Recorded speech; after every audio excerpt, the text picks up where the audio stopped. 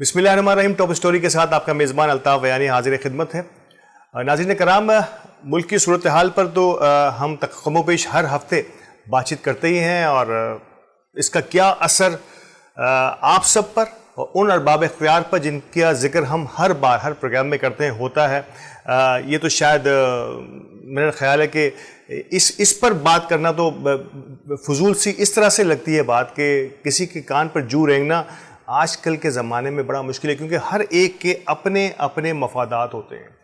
ہم اپنے مفادات کی بات سننے کی کوشش تو ضرور کرتے ہیں، لیکن کسی اور کے مفاد یا خاص طور پہ اگر عوامی مفاد کی بات ہو تو ایک کان سے سن کے دوسرے کان سے اڑا دینا، یہ ہمارا اب مشغلہ بن گیا ہے. اور یقینی طور پر پوری کوشش ہوتی ہے ہمارے ان تمام ہی ارباب اختیار کی کہ عوامی مسائل کو ایک خاص پیرائے میں ہی بیان کیا جائے، اس سے آگے جا کر بیان کرنے کی کوشش نہ کی جائے. اور جہاں اتنی ساری قدغنیں لگا دی گئی ہوں، آپ کی زبان بندی کر دی گئی ہو، تو وہاں پہ بات کرنا بھی بڑا احتیاط اور اہم ترین کارنامہ سر انجام دینے کے برابر ہوتا ہے. لیکن آج ہم بات کریں گے ناظرین کرام کچھ ایسے ٹاپک پر کہ جس کا تعلق یقینی طور پر پاکستان کی معیشت سے ڈائریکٹلی ہے، اور اگر انڈائریکٹلی دیکھیں تو عوامی مسائل کو بھی اسی کے اندر سمویا جا سکتا ہے. اور وہ ہے کہ ہمارا نوجوان جس انداز سے یہاں پاکستان سے متنفر ہو کر جس انداز کی خبریں آ رہی ہیں، اور یہ خبریں صرف یہ خبریں تو خبریں رہتی ہیں، لیکن یہ صرف خبریں نہیں ہیں. آپ اگر ایمبیسیز اور جن ایمبیسیز کے کو پاسپورٹ بھجوانے کے لیے جو کوریئر سروسز ہیں، اگر آپ وہاں پہ لگی لائن کو دیکھیں، اور یہ ہمارے اور آپ کے روز کے معمولات میں سے ایک ہے، تو آپ دیکھیے تو وہاں پر ایک طویل قطاریں ہیں لوگوں کی ملک سے باہر جانے کے لیے. ایسا کیوں ہو جاتا ہے؟ کیا ہم ان نوجوانوں کو وہ پلیٹ فارم فراہم نہیں کر پائے؟ کیا ان کو ہم جاب اپرچونیٹیز نہیں دے پائے؟ کیا ہم ان کو فری لانسنگ اور کاروباری مواقع جسے ہم کہتے ہیں وہ مہیا نہیں کر پائے؟ اور ایسا کب تک چلے گا؟ جب سے پاکستان معرض وجود میں آیا ہے ناظرین کرام، میں اور آپ دیکھ رہے ہیں کہ پاکستان کو اسی قسم کے حالات کا سامنا ہے. 70 سالوں میں ہر آنے والی حکومت نے پچھلی حکومتوں کو مورد الزام ٹھہرایا. وہ حکومتیں بھی جو 15 20 25 سال تک حکومت پہ رہیں، وہ حکومتیں جو 2 3 4 ٹینیورز گزاری، مختلف حالات میں صوبوں میں بھی رہی، مرکز میں بھی رہیں، لیکن جب بھی جانے کا موقع آیا تو جب بھی دوبارہ واپس آئے تو پچھلی حکومتوں کو مورد الزام ٹھہرایا. خود ہم نے کیا یہ جو ہے یہ ایک سب سے بڑا المیہ ہے کہ ہم اس پر غور نہیں کرتے. اور بہت خوب کہا کسی نے کہ اس صدی کا سب سے بڑا جھوٹ یہ ہے کہ اب کہ ہم آئیں گے. اس صدی کا سب سے بڑا جھوٹ یہ ہے کہ 3 بار یا 4 بار حکومتوں میں رہنے کے بعد اب یہ کہا جائے کہ اب کہ اگر ہم آئے تو ہم عوام کی تقدیر بدل دیں گے. اور شاید عوام اسی راہ میں تقدیر کے بنانے والے کے اوپر نگاہ رکھے ہوئے ہیں کہ نہ جانے کب ان کی تقدیر بدلے گی. اب تک تو نہیں بدل پائی ہے. اور کس طرح سے ہم ان ساری لوازمات کو ان ساری جو مشکلات ہیں اس کو پار کر پائیں گے؟ کیونکہ یہاں پر ہمارے وطن عزیز میں سب سے بڑا جو ایشو جسے میں یقین طور پر آگے ہمارے مہمانوں کے ساتھ بھی ڈسکس کروں گا، ہمارے ساتھ سینئر اینالسٹ بھی ہوں گے آئندہ کچھ دیر کے بعد، تو میں ایک اہم ترین چیز جو سب سے بڑا فلا کسی بھی حکومت میں یا کسی بھی ریاست میں سب سے اہم ترین شعبہ جو ہے وہ قانون کا سب سے پہلے قانون کا بننا، قانونی پروٹیکشنز کیسے دی جا سکتی ہیں کسی بھی جاب یا اعلیٰ تعلیم یافتہ یا کسی بھی ملازمت پیشہ شخص کو، خواہ وہ اعلیٰ تعلیم یافتہ ہو یا لوور مڈل کلاس قسم کی جاب کرتا ہو. ایک تو یہ ہے اس کا ماخذ کہ کیسے اس کو وہ آگے پروان چڑھائے گا. تو یہ قانون میں ان کی کیا عملداری ہے. دوسرا، قانون بن تو جاتا ہے، اس قانون پر عملداری، جس کی لاٹھی اس کی بھینس والا کا معاملہ جو ہمارے ہاں ایک برسوں سے چلا آ رہا ہے.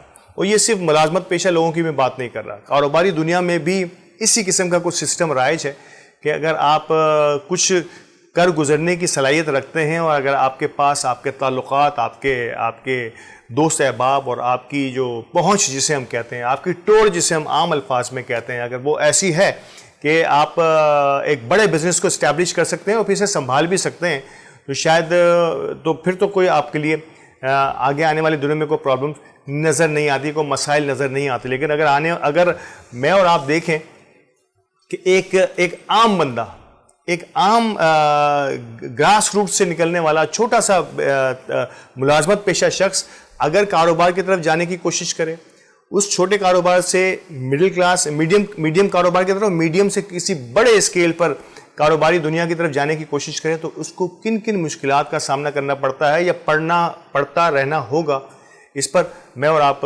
یقینی طور پہ بخوبی واقف ہیں. اور یہی وہ باتیں ہیں جسے ڈسکس کرنے کے لیے کہ آج کا نوجوان تاجر اگر میں بات کروں تو کن کن مسائل سے دوچار ہوتا ہے، اور کیسے وہ نبرد آزما ہو جائے، کیسے نوجوانوں کو ہم ایسا پلیٹ فارم فراہم کر سکیں کہ وہ ملازمت کی طرف بھی اگر جائیں تو ان کی قانونی پروٹیکشن ہو، ان کو قانونی آزادی ہو، اور وہ آزاد فضا میں سانس لیتے ہوئے اپنی صلاحیتوں کا اظہار کر سکیں اپنی اس کمپنی کے لیے جس کے لیے وہ کام کر رہے ہیں. اور اگر وہ اپنے کسی چھوٹے کاروبار کا آغاز کرنا چاہتے ہیں، اس کو چھوٹے کاروبار کو بڑا کرنا چاہتے ہیں، تو انہیں کتنی قانونی پروٹیکشن کی ضرورت ہوتی ہے اور قانون کی کیا اہمیت ہوتی ہے. ان تمام چیزوں پر بات کرنے کے لیے میرے ساتھ انتہائی سینئر تجزیہ کار، اور میں اور آپ انہیں کئی چینلز پہ دیکھتے رہتے ہیں، بڑی ہی فروٹفل اور سالڈ گفتگو کرتے ہیں، جاوید صدیقی صاحب ہمارے ساتھ موجود ہیں. السلام علیکم سر.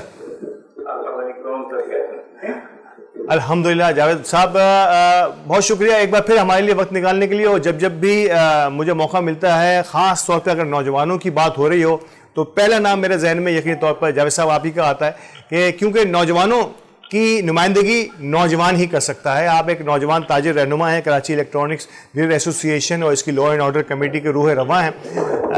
آج ہم جاوید صاحب بات کرنا چاہیں گے آپ سے نوجوانوں کی جو تربیت ہے، وہ ملازمت سے لے کے جو ہے ہماری کاروباری دنیا تک کن کن مسائل کا سامنا کرنا پڑتا ہے. میں آغاز کرنا چاہوں گا جاوید صاحب، پہلے تو میں ایک ملک کی موجودہ صورتحال پر گفتگو کروں. کیا آپ سمجھتے ہیں تاجر فرینڈلی ماحول اس وقت، میں ان جنرل تمام چیزوں کی بات کروں گا، اس میں ٹیکسیشن بھی شامل ہے، اس میں ہمارا نظام قانون بھی شامل ہے، اس میں ہماری law and order, police, every thing, یعنی کہ جہاں بھی ہمارے ایک تاجر کو سہولیات کی ضرورت پڑتی ہے، اس میں آپ لینڈ ریونیو کہہ دیجئے، انہیں آپ پراپرٹی ٹیکسز کو بھی شامل کر لیجئے، کیونکہ ایک چھوٹے سے بڑے کاروبار میں جانے کے لیے بہت ساری چیزوں کی ضرورت پڑتی ہے. میں اوور آل اسٹرکچر کی بات کر رہا ہوں، ان فنڈامنٹلز کی بات کر رہا ہوں جس پر کاروبار کا آغاز کیا جاتا ہے. آپ سمجھتے ہیں کہ یہ ایک تاجر فرینڈلی، بزنس فرینڈلی ماحول ہے پاکستان میں؟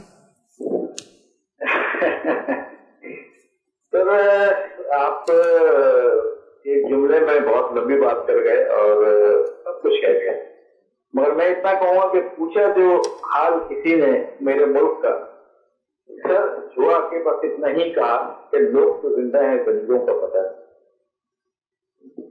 آپ نے بات کی ٹیکسز کے حوالے سے. ٹیکسز تو ماشاءاللہ سے ہمارے ملک میں بے انتہا ہیں، اور ایسے ٹیکسز لگ رہے ہیں اس وقت جو شاذ و نادر ہم نے کبھی خواب و خیالوں میں بھی ہمارے نہیں تھے. دیکھیں، تاجر ٹیکس دینا چاہتا ہے اور تاجر ہی ٹیکس دے رہا ہے کہ ہمیں پاکستان سے لے کر آج تک اگر سب سے زیادہ ریونیو جنریٹ کرنے والا شہر ہے تو وہ شہر ہے کراچی. مگر مسئلہ یہ ہے کہ ہمارے جو حکومتی ادارے ہیں وہ تاجروں کو اعتماد میں نہیں لیتے ہیں کوئی بھی ٹیکس لگانے سے پہلے، اور وہ بند کمروں میں بند فیصلے کر لیتے ہیں، جس کی وجہ سے بعد میں انہیں بھی پریشانی ہوتی ہے اور بعد میں تاجروں کو بھی پریشانی ہوتی ہے. تو سب سے پہلے تو یہ بند کمروں میں بند فیصلے انتہائی معذرت کے ساتھ بند ہونے چاہیے.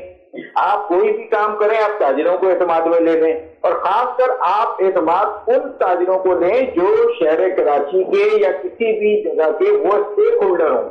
ان تاجروں کو نہ لیں جو ہے ان کے مطلب پہ اور انہوں نے فرضی طور پہ جو ہے نہ وہ رجسٹرڈ ہوتے ہیں نہ وہ کوئی دوسری چیزوں میں انوالو ہوتے ہیں. چند چہرے ہوتے ہیں جو جنہیں وہ اپنی پسندیدگی کے جی جاوید صاحب بالکل صحیح جگہ. ایک پوائنٹ میرے ذہن میں آپ کی اس بات سے ایک سوال ضرور آیا کہ وہ کاغذی تنظیمیں جن کے رہنما جو ہیں وہ یقینی طور پر مجھے اور آپ کو کم و بیش ہر سرکاری تقریب میں، ہر تاجر کنونشن میں، ہر چیمبر یا فیڈریشن کے اجلاسوں میں نظر آتے ہیں, لیکن اگر گراؤنڈ ریئلٹی اگر دیکھی جائے تو ان کی سے یعنی ان کے پیچھے کوئی نہیں ہوتے, وہ چند لوگ ہی ہوتے ہیں, 2-4 لوگوں کی ایک انجمن بنی ہوئی ہے, اور ایسے لوگ زیادہ پروموٹ ہوتے ہیں, ہمارے جو ارباب اقتدار ہیں ان کے زیادہ قریب بھی نظر آتے ہیں. یہ کیا وجہ ہوتی ہے؟ دیکھیں, یہ ان کی پرسنل پیار ہوتی ہے یا کسی کے ریفرنس کا سلسلہ ہوتا ہے, ٹھیک ہے, اور انتہائی معذرت کے ساتھ اس میں ایک تھوڑی سی شرارت میں میڈیا کی بھی کہوں گا کہ بات یہ ہے کہ وہ انہیں بلا کے جو ہے وہ پروموٹ کر رہے ہوتے ہیں, جس میں شاید میڈیا کے ان دوستوں کی بھی کہیں نہ کچھ ذاتی مفادات ہوتے ہیں. تو میرے بھائی, میری اتنی درخواست ہے, ان کو بلانا ہے بالکل بلائیں, مگر آپ ان کو ضرور بلائیں جو کراچی کے اسٹیک ہولڈر ہیں. جب تک آپ کراچی کے اسٹیک ہولڈر کو, اب جیسے مثال کے طور پر کراچی چیمبر آف کامرس سے, ٹھیک ہے, کراچی الیکٹرانک ایسوسیشن 10,000 سے زائد ممبران اس کے پورے شہر کراچی کے اندر, ٹھیک ہے. اس کے علاوہ اللہ بھلا کرے باقاعدہ ایک رجسٹرڈ جو ہے کام کر رہے ہیں. تو ایسے لوگوں کو آپ بلائیں, اور بھی اس طرح کی بہت سے دوست ہیں جن کو بلائیں آپ. مگر شاید حکومت, پھر وہی میں بات کہوں گا کہ ان کو وہ لوگ نہیں چاہیے جو کام کرنے والے ہیں, بلکہ ان کو وہ لوگ چاہیے جو ان کے مطلب کے ہوں اور ان کے مطلب کی بات کریں, ان کی جو ہے وہ جھوٹی نام و نمود کی بات کریں, ان کی مطلب فضول کی تعریفوں کے پل باندھ رہے ہیں. آپ بلیو کریں, مجھے بہت سارے ایسے ہمارے دوست ہیں جن میں کچھ ہمارے بڑے نام بھی آتے ہیں جو کہتے ہیں کہ یار آپ میرے نام لے کے میری تعریف کیا کریں. میں نے کہا بھائی, آپ نے کام کیا کہ شہر کراچی کے لیے, آپ نے میرے ملک کے لیے کیا کیا, آپ نے بزنس کمیونٹی کے لیے کیا کیا. میں کہتا ہوں آپ کام کریں, سب سے پہلے جو ہے وہ ہار اور گلدستہ لے کے میں خود بھی آؤں گا, اور الحمدللہ آپ کو جو ہے وہ آپ کی تعریف بھی لائق کروں گا. تو ہمارا المیہ یہ ہے کہ ہم جھوٹی نام و نمود کی نمائش کے جو ہے نا عادی ہو چکے ہیں. بالکل جھوٹی نام و نمود کے عادی ہو چکے ہیں. جاوید بھائی, ایک مجھے بات بتائیے کہ آپ نے ٹیکسز کی جب ہم بات کر رہے تھے تو آپ نے ایک بات دہرائی کہ کراچی جو ہے ایک بڑا, ہمارے ٹیکسز کا ایک بہت بڑا چنک جو ہے, جسے کوئی 60% کا ہے, کوئی 70% کا ہے, وہ ملکی معیشت میں اپنا حصہ ادا کر رہا ہے. 60 سے 70%, یہ بہت بڑا ہاتھ ہے. لیکن اگر اس چنک میں اگر میں بزنس کمیونٹی کو دیکھوں, کراچی کی, میں پاکستان بھر کی سطح کی بات کر رہا ہوں, تاجر انجمنیں جو ہیں, یعنی کہ ان کا جو دکاندار ہے اس کا ٹیکس بہت کم ہے, بہت کم ریشو ہے بنسبت ان ملازمت پیشہ لوگوں کے جن کا ٹیکس کا چنک بہت بڑا ان کی تنخواہوں میں سے ہی کٹ جاتا ہے. تو آپ سمجھتے ہیں کہ تاجروں نے اب تک, جبکہ دیکھا جائے تو تاجر جو ہے وہ چیریٹی کے اندر سب سے زیادہ فلوٹ کرنے والا کا شخص ہوتا ہے, اور سب سے بڑا ان تمام چیریٹی جتنی بھی چیریٹیز چل رہی ہیں, کیوں ہم چیریٹیز کی طرف زیادہ جاتے ہیں, لیکن ہمیں جب ٹیکس کی بات آتی ہے تو ہم اپنے آپ کو اس سے دور رکھنے کی کوشش کرتے ہیں؟ سر, قطع کلامی معاف, تھوڑی سی آپ کی بات مجھے نہیں پتا آپ کس تناظر میں کر رہے ہیں, مگر میں ایسے جتنا کہوں گا کہ ایسا بالکل بھی نہیں ہے. چاہے تاجر چھوٹا ہو یا بڑا ہو, قطرہ قطرہ جو ہے وہ سمندر بن کے جو ہے, قطرہ قطرہ جو ہے نا وہ مل کے سمندر بنتا ہے. اگر کراچی ٹیکس دے رہا ہے تو سب سے زیادہ ٹیکس دے رہا ہے. اچھا, اب اس میں بھی 2 طریقے کے طبقے ہیں. میں تھوڑا سا معذرت کے ساتھ, بہت سارے میرے دوست جو ہے اس بات سے ناراض ہو جائیں گے. کیا لاہور میں کام نہیں ہوتا؟ بالکل. کیا پشاور میں کام نہیں ہوتا؟ کیا وہاں کے تاجر کام نہیں کر رہے مگر ٹیکس کتنا دے رہے ہیں؟ سوال یہ نا, تو تھنک اباؤٹ اٹ. اور ایک ملک میں 2 قانون, وہاں کے لیے ٹیکسز الگ اور یہاں کے لیے کچھ الگ, یہ بھی ایک نامناسب سی ہمارے. ٹھیک ہے, بات یہ ہے کہ شہر کراچی یہ ٹیکس دے رہا ہے تو پورا ملک چل رہا ہے. شہر کراچی کی حیثیت, شہر کراچی کی وقت اس وقت ایک ایسے بیٹے کی ہے جس کے کاندھوں پہ پوری ذمہ داری, اور الحمدللہ وہ اپنی ذمہ داری بہت احسن اور بہت مناسب طریقے سے نبھا رہا ہے.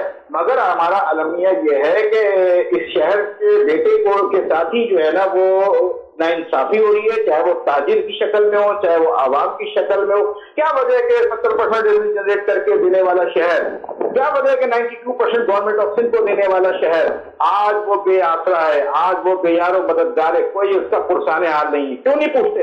یہاں سے معذرت کے ساتھ ووٹ اور نوٹ سب کو چاہیے, یہاں سے مشہوری سب کو چاہیے, یہاں سے مشہور سب کو ہونا ہے, یہاں سے بلند و بانگ دعوے جھوٹے بلند و بام دعوے سب نے کرنے، مگر افسوس کے شہر کراچی کا تو صحیح معنوں میں پرسان حال نہیں ہے. کوئی کچھ کہتا ہے تو کوئی کچھ کہتا ہے. کسی نے شہر کو جو ہے وہ پیرس بنانے کی بات کی، کسی نے کہا اپنے ہی اپنے ہوتے ہیں، کسی نے کچھ کہا اور کسی نے کچھ کہا، مگر رزلٹ کیا ہے وہ آپ اس سے زیادہ بہتر جانتے ہیں. تو میرے بھائی میں صرف اتنا کہوں گا شہر کراچی کے تاجروں کو بھی اب جو ہے وہ سیاست کے اندر انوالو ہونا چاہیے. اس کی وجہ یہ کہ جب تک وہ سیاست کے اندر انوالو نہیں ہوں گے وہ ہمارے سیاست میں جب تک تاجر اپنا ایک حصہ جو ہے وہ اپنے سیاسی فرض جو ہے وہ ادا نہیں کرے گا. محترم جاوید صاحب کا یہ نقطہ بڑا اہم ہے اور یقینی طور پر اس نقطے پر تھوڑی سی اور گفتگو بھی معنی رکھتی ہے، لیکن کیونکہ وقفے کے لیے مجھے کہا جا رہا ہے وقفے پہ آتے ہیں اور واپس آ کے جاوید صاحب سے دوبارہ سے پوچھتے ہیں کہ سیاست میں تاجر اگر جانا چاہے تو وہ کون سا راستہ ہوگا، وے آؤٹ کیا ہوگا. ہمارے ساتھ رہیے گا، وقفے کے بعد جاوید صاحب سے اسی موضوع پر گفتگو کرتے ہیں.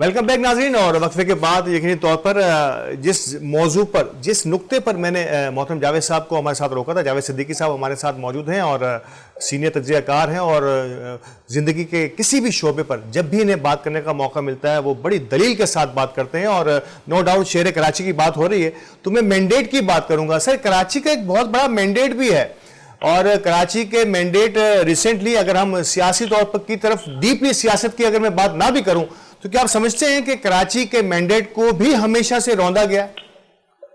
جی بالکل، کراچی کے مینڈیٹ کو تو تسلیم ہی نہیں کیا گیا نا. جو کراچی کے سٹیک ہولڈر جماعتیں ہیں اگر وہ آ جائیں اور وہ صحیح معنوں میں کام کریں تو میں نہیں سمجھتا کہ کراچی کی حالت نہ بدلے. بات یہ ہے کہ ہمارے پاس ریونیو بھی ہمارے پاس جنریٹ ہو رہا ہے، ہمارے پاس ساری چیزیں آ رہی ہیں، مگر بات صرف اتنی ہے کہ اگر ہمارے پاس نہیں ہے تو صرف اور صرف سنسیریٹی نہیں ہے، ہمارے پاس نہیں ہے تو ہمارے پاس ایمانداری نہیں ہے.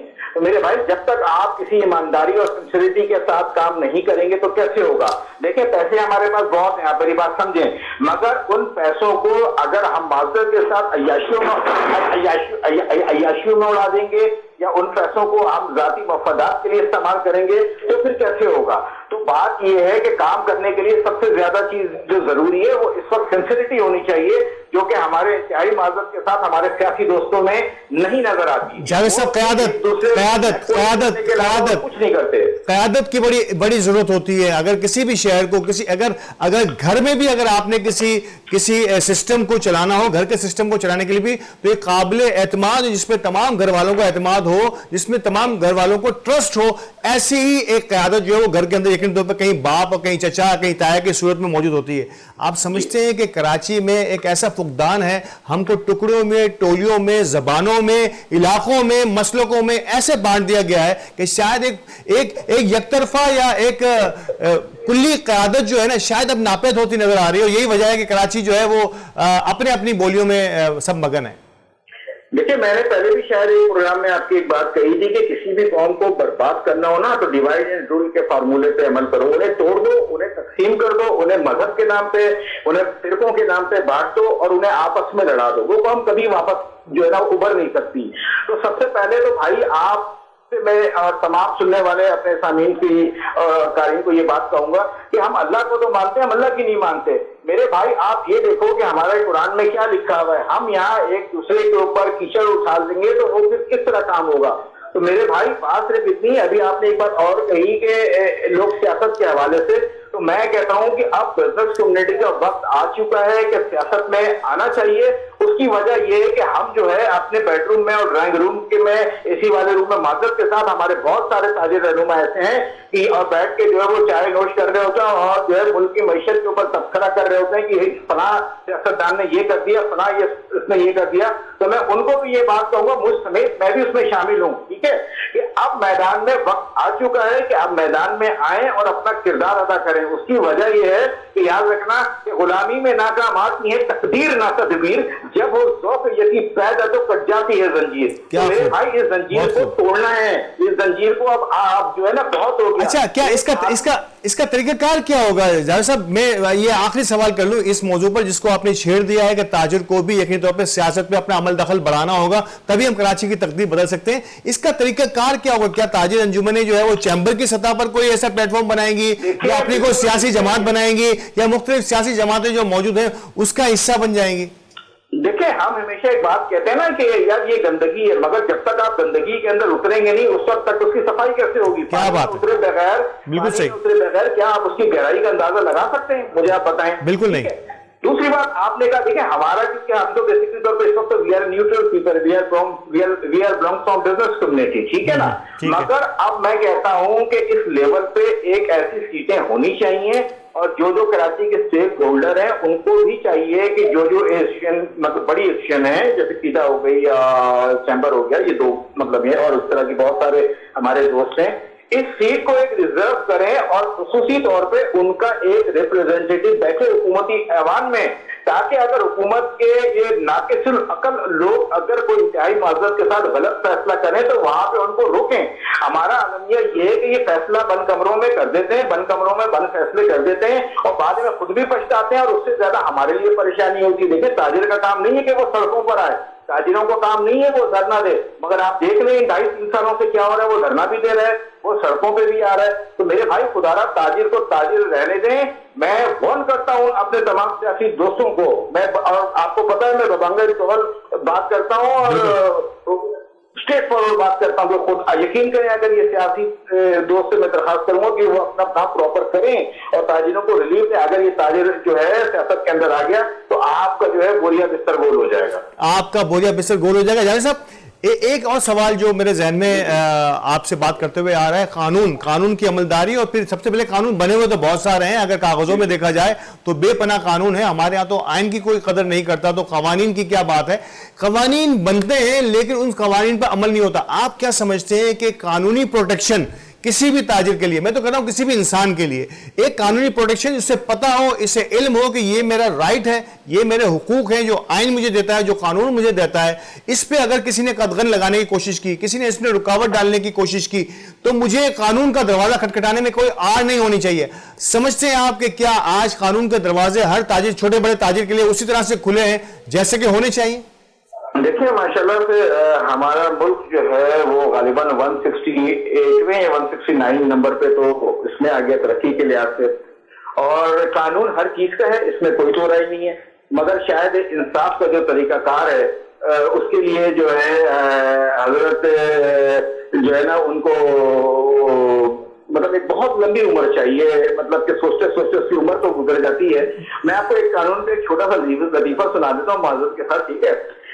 ایک بزرگ تھے, وہ 70 سال کی عمر میں کیس جیت گئے جج صاحب سے, تو تقریباً 20 سالوں سے ان کا کیس چل رہا تھا, ٹھیک ہے. تو جج صاحب نے مبارکباد دی کہ آپ 70 سال کی عمر میں بھی آپ عدالت آتے تھے اور یہ جیت گئے, آپ کو بہت بہت مبارک ہو. تو جج صاحب کو اس بزرگ نے کہا ایس ایچ او صاحب آپ کا بہت شکریہ کہ آپ کی وجہ سے میں جیت گیا. تو جج صاحب مسکرائے اس کی بات پہ اور انہوں نے کہا میں ایس ایچ او نہیں ہوں, میری پوسٹ ایس ایچ او سے کہیں زیادہ بڑی اور میں جج ہوں. تو بولتا ہے نہیں سر, انتہائی معذرت کے ساتھ آپ میرے لیے بہت قابل احترام ہیں, مگر مجھے لگتا ہے کہ آپ سے کہیں بڑا وہ ایک ایس ایچ او تھا ہمارا دوست, جس نے کہا یہ تھے کہ یار 5,000 روپے یہیں دے دے, یہیں مکہ کر لیتے, باقی جانا دے گڈی. تو اگر میں اس 5,000 روپے کو وہاں پہ دے دیتا تو شاید وہ معاملہ بھی یہاں وہیں دفعہ دفعہ ہو جاتا, میرے 20 سال بھی ضائع نہیں ہوتے اور میرے لاکھ روپے بھی خرچ نہیں ہوتے. میں کہتا ہوں جناب اگر آپ پائلوٹ کی بات کرتے ہیں تو لائیں حضرت عمر والا قانون, لائیں یہاں پہ آپ چیک اینڈ بیلنس. پھر مزہ ہے نا, یہاں پہ ہم اسلامی جمہوریہ پاکستان ہمارا نام ہے, مگر بھائی معذرت کے ساتھ ہمارے پاس سچ یہی ہے, وہ کہتے ہیں نا کہ بات تو سچ ہے مگر بات ہے رسوائی کی, کہ وہ عمل اور وہ کردار نہیں ہے جو ہمارا ہونا چاہیے. جب تک ہماری عدلیہ جو ہے مزید سخت ایکشن نہیں لیتی, جب تک ہمارے لا انفورسمنٹ کے ادارے جو ہے صحیح معنوں میں ایکشن نہیں لیتے جناب, ہم جب تک ہمارے اوپر چیک اینڈ بیلنس نہیں ہوگا. آپ کو چھوٹی سی مثال دیتا ہوں, آپ دبئی چلے جائیں یار, آپ ایئرپورٹ پہ جاتے ہیں, آپ وہاں پہ صحیح کیوں ہو جاتے ہیں, وہاں اشاروں پہ رک کیوں جاتے ہیں, آپ وہاں پہ تھوکنا کیوں بند کر دیتے ہیں, وہاں پہ کسی کو غلط نگاہوں سے کیوں نہیں دیکھتے ہیں؟ اس کی وجہ یہ ہے وہاں پہ آپ ٹریفک کو جو ہے وہ غلط جگہ پہ کیوں نہیں چلاتے ہیں. تو بات یہ ہے کہ وہ اس لیے نہیں کرتے کہ وہاں پہ چیک اینڈ بیلنس, اور آپ کو پتا ہے کہ جی آپ نے اگر کوئی غلط کام کیا تو دین آپ کی خیر نہیں ہے. यहाँ पे जो है कोई बेचारा अगर पुलिस वाला गलती से रोक दे तो उसको रोकते ही वो ऐसी नजरों से देख रहा होता है जैसे उसने कोई बहुत बड़ा जुर्म कर दिया है। दूसरी बात, हमें अब वक्त आ चुका है कि हमें अपने लोगों की और अपने इदारों की इज्जत करनी चाहिए। जब तक हम अपने लोगों की, अपने इदारों की इज्जत नहीं करेंगे, हम आगे नहीं बढ़ पाएंगे। आपने दबे लफ्जों में, जावेद साहब, दबे लफ्जों में आपने जो है कानून का और इंसाफ की फराहमी का जो नक्शा खींचा है वो कमोबेश उसी बात की तायद करता है कि पाकिस्तान इंसाफ की फराहमी में और सही फराहमी में 100 के बाद किसी नंबर पे आता है, 125वां नंबर या 140वां नंबर है। यही वजह है कि जहां कानून नहीं होता, कहते हैं ना कि जहां जुल्म का निज़ाम तो चल सकता है लेकिन जहां इंसाफ की फराहमी, जुल्म का निज़ाम नहीं चल सकता, वहां कुफ्र का निज़ाम तो चल सकता है लेकिन जुल्म का निज़ाम नहीं चल सकता। ये जो निज़ाम इंसाफ का जुल्म है आम लोगों के साथ, बड़ा शख्स जो है, बड़ा इंसान जो है, जो पैसे वाला, जो इस्तात रखता है, वो तो शायद सम टाइम बहुत कुछ खरीद सकता है, लेकिन छोटा जो है वो इसी तरह एड़ियां रगड़ता रहता है। एक और चीज़ जावेद साहब, एक इंसानी और हमारे यहाँ तबकाती नामवारी का एक बड़ा सानहा रिसेंटली मैंने और आपने देखा, वो कमोबेश ये दो सानहा जो है एक ही साथ हुए। देखा यह गया कि एक तरफ जो है वो कोई करोड़ों का अखराजात करके अंडरग्राउंड, अंडर सी जो है वो देखने की जुस्तजू, यानी कि एडवेंचर करने के लिए कहा गया, और वो दो बदकिस्मती से, अल्लाह पाक उनको गरीक रहमत करे, बाप बेटा जो है वो अल्लाह को प्यारे हुए, करोड़ों के अखराजात करने के बावजूद भी। बहरहाल कहते हैं कि जहां जिसकी लिखी होती है वहां तक मौत उन्हें लेके जाती है, वो पैसों से जाए या बिना पैसों के जाए।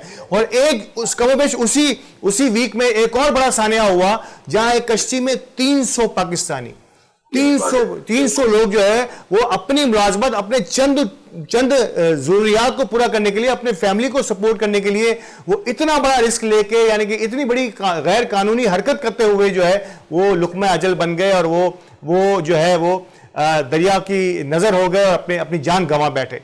क्या हम नौजवान को ये सिस्टम यहां फराहम नहीं कर पाए, जिसके जिम्मेदार, इसका जिम्मेदार कौन है मेथड पे, तो ये बताइए जरा। इसके जिम्मेदार, वैसे तो लोग मुझे कहते हैं कि यार आप हुकूमतों पर तनकीद करते रहते हैं और अपना नाम जो है वो सिर्फ आप तनकीद खाम ही रख दें। तो मैं कहता हूं कि यार देखें, बात यह है कि हमारा काम किसी पर तनकीद नहीं करना, किसी की तस्दीक करना, ये हमारी हुकूमत है, ये हमारी गवर्नमेंट है। मगर as a good citizen, as a good businessman, मैं हक की आवाज उठाता हूं और उठाता रहूंगा, ठीक है ना। लेकिन जब तक हमारा यहाँ का सिस्टमैटिक नहीं होगा उस वक्त तक ये चीजें ठीक नहीं होंगी। अब मैं आपको छोटी सी बात बता दूं, यहाँ आप यूरोप की मिसाल देख लें, वहां जो आपको बेचारे कर्ज दे रहे हैं, तो उनके प्राइम मिनिस्टर हजरात तो जो है वो साइकिलों पे घूम रहे होते हैं जो कर्ज दे रहे हैं आपको, मेरी बात समझें। और जिन्होंने कर्ज लिया है वो करोड़ों रुपए की गाड़ियों में घूम रहे हैं मेरे भाई, शायद उन्होंने कर्ज देना ही नहीं है। कर्ज किसने देना है? आपने और मुझे, आपने और हम जैसे आवाम ने देना है। आज आप बिजली की पोल्यूशन देख लें, आप 300 यूनिट का बिल जो है वो 8 से 12,000 रुपए के दरमियान आ रहा है। मुझे ये बताएं कि आप क्या कर रहे हैं, आप करना क्या चाहते हैं? तो खुदा का वास्ता है सर, अपनी रविश को बदलें, आप सही पॉलिसीज बनाएं। मैं कहता हूं जब तक सही यहाँ पे पॉलिसी मेकर नहीं आएंगे, हमारा मुल्क जो है वो सिर्फ नाम पे इस्लामी जमहूरियत पाकिस्तान है। अच्छा जावेद साहब, आपकी बात में मुझे याद आया कि गाड़ियों में घूमते हैं और गाड़ियों में सफ़र करते हैं। कनाडा में ये पुराना वाक़या है वो थोड़ा सा, कि कर्ज मांगने के लिए जो लोग गए थे वो इतने बड़े होटलों में ठहरे थे कि आसपास जो कर्ज देने वाले थे वो हैरान और परेशान थे। और वहाँ पे गाड़ियाँ किराए पे नहीं ली जाती थी, शायद किसी और ममालिक के लोग थे, वो एक गाड़ी में 3 वज़रा सफ़र करते थे, वो भी किराए की। और ये लोगों ने अपनी गाड़ियाँ, हमारे लोगों ने अपनी गाड़ियां वहां खरीदी थी। ये वाकयात में और आप रोजमर्रा के मामूलात में हमारे साथ शामिल होते हैं। अच्छा मुझे ये बताइए, अभी ये मैं बिल्कुल ताज़ा तरीन खबर बता रहा हूं और शायद ये कितनी ऑथेंटिक है, मैं इसे मुबैना कह देता हूं। मुबैना खबर ये गर्दिश कर रही है कि पंजाब में एडीसीज, डीसीज और एसीज, ठीक है, additional deputy commissioner, deputy commissioner और असिस्टेंट कमिश्नर्स के लिए अरबों रुपए की, शायद ये 22 अरब या 222 अरब, मैं एग्जैक्टली फिगर नहीं बयान कर पा रहा, कि गाड़ियां, नई गाड़ियां खरीदी गई हैं। किसी को 1200, किसी को 1500 सीसी, किसी को 2000 सीसी तक की गाड़ियां दी जा रही हैं। क्या आज इस मुल्क में जहां हम IMF का कर्जा लेके बगले बजा रहे हैं, ये 1.5 अरब का कर्जा और फिर कुछ थोड़ा सा कर्जा हमें पड़ोसी दोस्तों ने दे दिया, इस पर क्या ये अय्याशी नहीं कहलाएगी? हम कहां लेके जा रहे हैं हमारे मुल्क को? कह रहा हूं ना मैं, बात तो सच है मगर बात में रसवाई की। کہ آپ اندازہ کریں کہ ایک 1.5 کروڑ کی گاڑی میں بیٹھ کر ایک اسسٹنٹ کمشنر جو ہے آلو اور پیاز کے ریٹ چیک کرنے جا رہا ہے، ٹھیک ہے نا. تو یہ مذکر باتیں ہیں. ابھی آپ دیکھ لیں 230 روپے لیٹر جو ہے وہ دودھ مل رہا ہے، گورنمنٹ کی ریٹ جو ہے وہ 180 روپے کے اوپر ہے. مجھے بتانے غریب کا بچہ کیا کرے گا؟ تو سر خدا کے واسطے ان لوگوں نے وعدہ کیا تھا کہ ہم جو ہے وہ اپنے کپڑے بیچ کے بھی جو ہے وہ مہنگائی کو کم کریں گے. کپڑے تو ضرور بکیں، اس میں کوئی شک نہیں ہے، مگر وہ کسی وزیر اور مشیر کے نہیں بلکہ ایک عام عوام کے کپڑے بک گئے ہیں. اور یقین کریں کہ وہ غریب آج بھی سوچ رہا ہے کہ آیا وہ بجلی کا بل ادا کرے، کیا وہ اپنے بچوں کے لیے دودھ کے پیمپر کا پیسے اس کے پاس ہیں یا نہیں ہے. تو سر خدا کی قسم ہماری جو پالیسیز ہے نا وہ اللہ تعالیٰ ان لوگوں کو ہدایت کرے، اللہ تبارک و تعالیٰ ان لوگوں کے دلوں میں ڈالے اور ان کے دلوں میں کفر کا تالا جو ہے وہ ختم کرے اور ایسے اسباب پیدا کرے، ایسے حکمران ہمارے لے کے آئے جو صحیح معنوں میں حضرت عمر جیسے ریاست کے قانون بنا پائے کہ دریائے فرات کے کنارے اگر ایک بکری کا بچہ بھی بھوکا مر جائے تو اس کی ذمہ داری حکومت وقت کی تھی. آپ آج خودکشیوں کا ریشو دیکھ لیں کہاں ہے، مجھے بتائیں. آپ آج ہر بندہ خودکشی کرنے کو کیوں کوئی پیش دے رہا ہے؟ اس کی وجہ یہ کہ وہ چاہتا ہے کہ دنیا سے جلد عذاب سے جان چھڑائے. مگر بس بات یہ ہے کہ جب تک پالیسیاں ٹھیک نہیں ہوں گی ہم جو ہے وہ بہتری کی طرف جو ہے وہ گامزن نہیں ہو سکتے. جاوید صاحب نے دوبارہ سے اس وقفے کے آخر تک آتے آتے کچھ دعائیں دینا شروع کی ہیں، لیکن کیا صرف دعاؤں سے کام چلے گا یا ہمیں اس کی کوئی دعویٰ بھی کرنی پڑے گی؟ جاوید صاحب میں صرف کچھ دیر کے لیے وقفے پہ جا رہا ہوں، وقفے کے بعد آ کے اس پروگرام کو ریپ اپ کرتے ہیں. جو اب تک ہم نے باتیں کی ہیں، ایک سوال اور میرے ذہن میں گردش کرتا ہے، وہ بھی میں آپ کے سامنے رکھتا ہوں. ناظرین کرام، وقفے پہ چلتے ہیں. بڑی دلچسپ موڑ پر گفتگو ہے اور جاوید صاحب بہت ہی حقیقت پسندانہ باتیں کرتے ہوئے ہمیں یہ سمجھانے کی کوشش کر رہے ہیں کہ اگر ہم نہ بچ پا، اگر ہم نہ اپنے آپ میں بدلاؤ لا سکے یا اپنے آپ کو تبدیل کر سکے تو پھر شاید اوپر سے کوئی نہیں آئے گا ہمیں تبدیل کرنے کے لیے. ہمارے ساتھ رہیے گا اور وقفے کے بعد تھوڑی سی اور بات رہ گئی ہے، اس کو مکمل کرتے ہیں.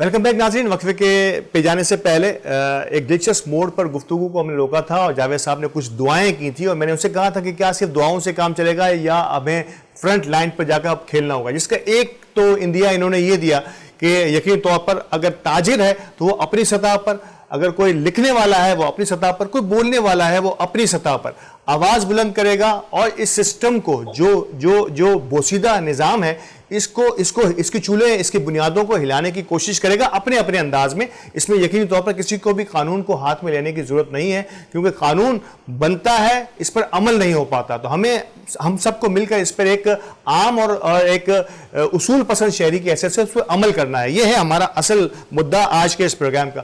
جاوید صاحب، جس 22 ارب یا 222 ارب کی گاڑیوں کا میں نے ذکر کیا، ہمیں قرضہ دینے والے ہنستے نہیں ہوں گے، ہم پر مسکراتے نہیں ہوں گے، جیسے میں اور آپ اس خبر پر انتہائی آبدیدہ ہو گئے اور بلکہ ایک جو ہے وہ طنزیہ ہنسی ہمارے چہروں پر آ جاتی ہے.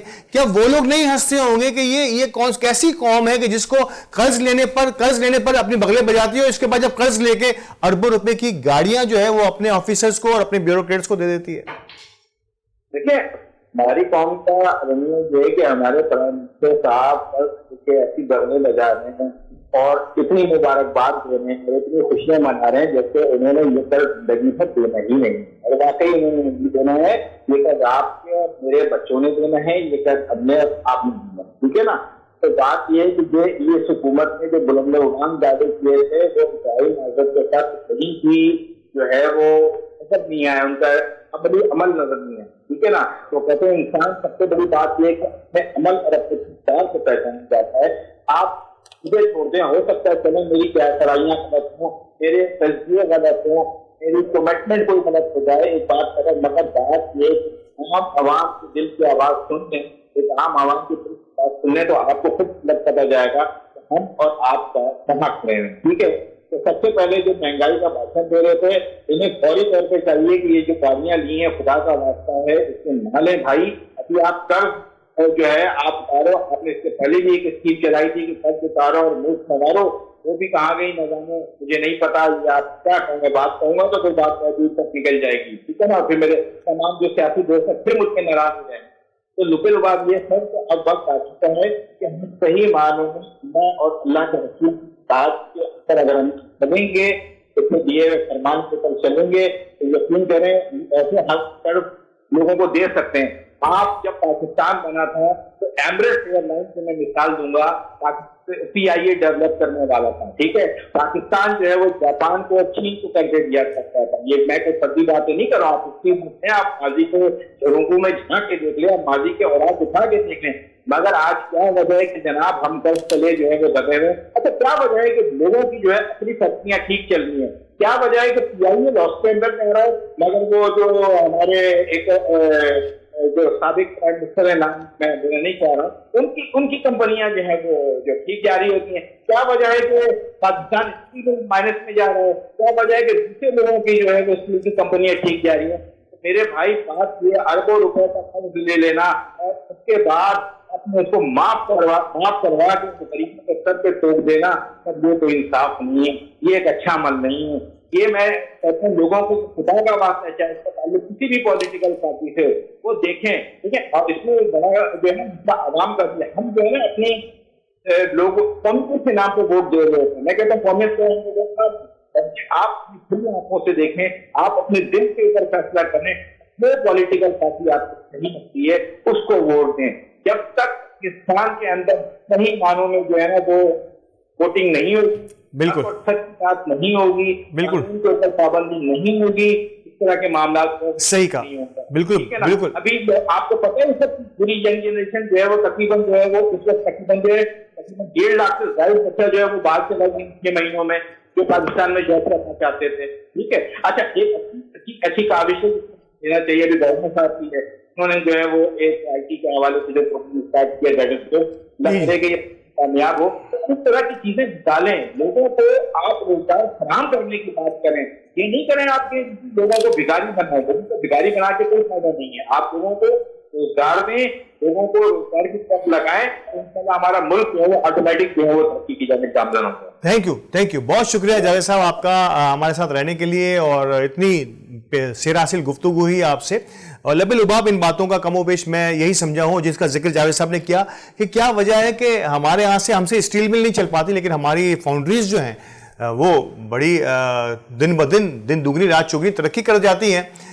ہم سے جو ہے وہ PIA نہیں چل پاتی, لیکن ایئر بلو جو ہے وہ صف اول کی ایئر لائن بن جاتی ہے. ایسی بے شمار مثالیں ہیں ہماری, مطلب جسے میں اور آپ, یعنی کہ اسکلز ہیں ہمارے پاس, اعتماد ہے ہمارے پاس, لیکن شاید دیانت کی تھوڑی سی کمی, جب ہم ملکی سطح پر بات کرتے ہیں تو دیانت کی تھوڑی سی کمی ہو جاتی ہے. اور اس کمی کو یہ تھوڑا جب یہ بددیانتی بڑھتی ہے تو یہ ایک بہت بڑا بددیانتی کا پہاڑ بن جاتی ہے. کہتے ہیں نا قطرہ قطرہ سمندر, یہی چھوٹی چھوٹی بددیانتی جو ہے نا یہ بڑھ کے ایک پہاڑ بن جاتی ہے. اور پھر کسی بھی ریاست میں جہاں پر بددیانتی اس حد تک بڑھ جائے تو چھوٹا, جب بڑی سطح پر میں اور آپ دیکھتے ہیں اونچی سطح پر کوئی پوچھنے والا نہ ہو تو چھوٹی سطحوں پر یہ چھوٹی چھوٹی چیزیں چھوٹی چھوٹی چوریوں کی شکل میں, چھوٹی چھوٹی بددیانتوں کی شکل میں آگے بڑھتی ہے, اور ریاستی طور پر اخلاقی طور پر ایک قوم جو ہے وہ مردہ ہونا چلی جاتی ہے. شاید کچھ چیزیں انہیں بری لگنا ختم ہو جاتی ہیں. ایسے بہت سارے چھوٹے چھوٹے جرائم ہیں جنہیں اگر دیکھا جائے ہمارے قانون کی کتابوں میں تو یہ جرم ہے, لیکن آج وہ جرم نہیں کہلاتے, شاید وہ بزنس بن گئے ہیں. یعنی کہ ہم اس حد تک کسی قوم کے اندر مردہ پن لانا ہو, اسے مردہ کرنا ہو, تو اس میں چھوٹی چھوٹی چیزیں, چھوٹی چھوٹی جو اخلاقی یا غیر اخلاقی حرکتیں ہوتی ہیں اس کو وہ جرم ہی نہیں سمجھتے, خلاف قانون سمجھتے ہی نہیں ہیں. اور جہاں یہ اس قسم کے ماحول بن جاتا ہے وہاں یقینی طور پر ایک بہت بڑا جو ہے نا ریویمپ کرنے کی ضرورت ہوتی ہے, جسے کہتے ہیں انقلاب لانا چاہیے, ایک اخلاقی انقلاب ہمارے اندر برپا ہونا چاہیے. دینی ہمارے اکابرین کا, مذہبی لوگوں کا, ہمارے مذہبی اکابرین کا ایک بہت بڑا رول پھر سامنے آتا ہے کہ وہ آ کر عوام کو جھنجھوڑیں اور انہیں اس ٹریک پر لانے کی کوشش کریں جہاں ہمارے انبیاء کرام اور جس کی وصیت اور جس کی نصیحت ہمیں ہمارے انبیاء کرام کرتے رہے, اور ہمارا حضور صلی اللہ علیہ وآلہ وسلم کی کا قدم قدم, ان کی زندگی کا قدم قدم ہمارے لیے رہنمائی ہے. اس سے ہم نے کوئی فائدہ نہیں اٹھایا. یہاں پر آخر میں چلتے چلتے جس کا ذکر جاوید صاحب نے بھی کیا کہ گورنر ہاؤس میں محترم کامران ٹیسوری صاحب عزت مآب گورنر سندھ انہوں نے بڑے اچھے اقدامات کیے ہیں, اور اس کا جس حد تک بھی میرا خیال ہے کہ تعریف کی جائے وہ کم ہے, کہ کیونکہ گورنر ہاؤس کے دروازوں کے لیے عوام کے لیے کھولنا, ان کے در و دیوار کو عوام کے لیے گرا دینا کہ دعوے اور وعدے تو بہت جگہوں سے ہوئے, لیکن جو اصل کام ہوا وہ اب ہمیں گورنر ہاؤس کا صحیح استعمال ہمیں ہوتا ہوا نظر آ رہا ہے کہ سینکڑوں نہیں ہزاروں کی تعداد میں لوگ وہاں آنا جانا کرتے ہیں. پہلے رمضان المبارک میں آپ نے دیکھا کہ وہاں لوگوں نے افطاری کا ایک سما بنائے رکھا گورنر صاحب نے. اس کے بعد اب وہاں پہ ایک IT کی کلاسز ہو رہی ہیں, اور بڑے جدید IT کے جو کورسز ہیں اس کا اجرا کیا گیا ہے گورنر ہاؤس میں, اور گورنر صاحب خود اس کی جو ہے سرپرستی فرما رہے ہیں, اور کئی ادارے ان کے ساتھ جڑے ہیں. یہ وہ کام ہے کہ میں اور آپ جہاں مجھے ضرورت ہے یا میرے پڑوس میں ضرورت ہے کہ میں کسی باصلاحیت نوجوان کو اسکل دے سکوں. آج اسکلز کا دور ہے. آپ کی روایتی تعلیم جو بھی ہے وہ یقینی طور پر آپ کے ہاتھ میں ڈگری کی صورت میں ضرور ہونی چاہیے, لیکن اگر آپ کے ہاتھ میں اسکلز ہیں, میں دیکھ رہا ہوں کہ آرٹیفیشل انٹیلیجنس اور دیگر تمام جدید شعبوں میں, کمپیوٹر کے جدید شعبوں میں جو ہے وہ تعلیم دی جا رہی ہے, اور یہ ہم سب کے لیے انتہائی اہم ترین موڑ ہے کہ ہم سب مل کر کوشش کریں. جس حد تک بھی یہ کوشش ہو رہی ہے ہم اس کا ساتھ بنیں, اس کا ہاتھ بنیں, ان کا شان بشانہ اپنا کردار بھی ادا کریں. صرف برا بھلا کہنے سے, اگر سیاسی طور پر میں کسی کا مخالف ہوں تو میں کسی کے اچھے کام کی تعریف بھی نہ کروں تو یقینی طور پر یہ انتہائی جو ہے وہ تذلیل کا باعث ہے خود میرے لیے کہ میں اس میں بھی تفاوت برت رہا ہوں.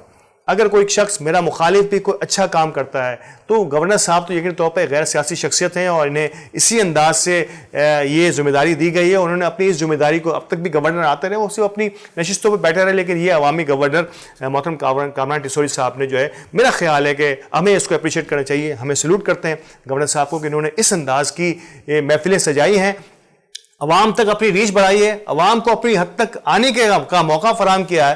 تو وی ہوپ سو کہ آگے آنے والے دنوں میں جب بھی جتنے بھی لوگ ہیں وہ کسی بھی انداز میں ہو, وہ الیکٹڈ ہوں یا نان الیکٹڈ ہوں, وہ اپنے دروازے عوام کے لیے کھلے رکھیں گے جب تک کہ یہ فاصلے اور یہ گیپ کم نہیں کر پائیں گے. ایک تو کمیونیکیشن کا گیپ ہے, دوسرا ہمارے فاصلے, ہمارے جو فزیکل فاصلے جو ہیں یہ بھی بہت بڑھ گئے ہیں اشرافیہ اور عوام کے. یہ جب تک کم نہیں ہوں گے ہم جو ہے دلوں کو نہیں جوڑ پائیں گے, اور دلوں کو جوڑنا سب سے پہلا کام ہے. اس کے بعد یقینی طور پر قوانین, اور جس قوانین پر عملداری کی میں بات کر رہا ہوں اس پر بھی ہم آگے بڑھیں گے. ناظرین کرام, اس موضوع اور اس ٹاپک کو آج ہم یہیں پہ اختتام کرتے ہیں. انشاءاللہ تعالیٰ اگلے پروگرام میں نئے موضوع کے ساتھ, نئے مہمانوں کے ساتھ حاضر ہوں گے. اجازت دیجیے, اللہ نگہبان.